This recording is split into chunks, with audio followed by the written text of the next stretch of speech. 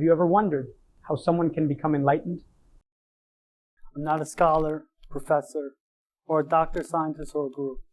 I'm just a plumber who knows the true meaning of being lit. When I was 33, I got to meet the big G-O-D. And that's when I encountered Some of these light beings.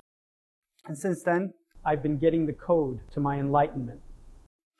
fading back into my physical body from getting electrocuted 480 volts at work, Or waking up in the helicopter was mostly regretful. blinking my eyes a couple times to check what's real or not, I said, "Why did you wake me up with rage?"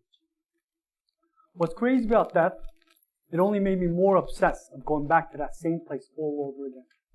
Like a spiritual junkie, chasing that first high and still seeking for the sound of light. Super paranoid from the traumatic event, I didn't trust anything or anyone. In 2020, I was scheduled for my neck operation.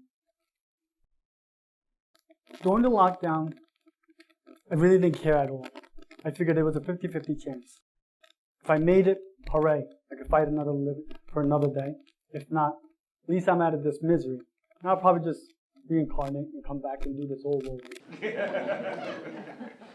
But after the operation, I made full recovery. Much faster than they expected. But now let's move forward to 2022. Number 2. The second operation for my lumbar spine.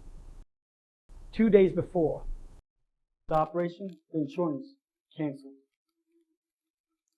For the past 7 years, I've been guiding the master of spiritual healing all over the world.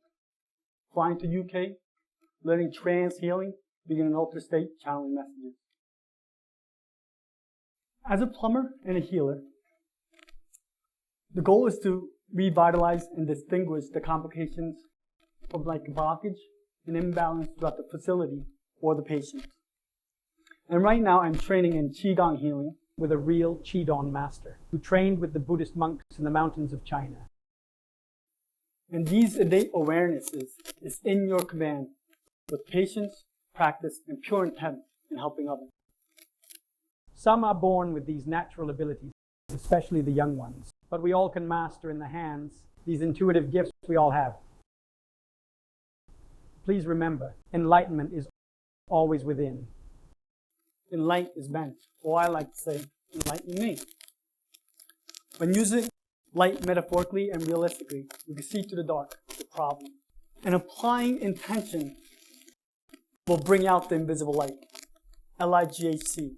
Loving intelligence gathering higher thoughts is an enlightened state.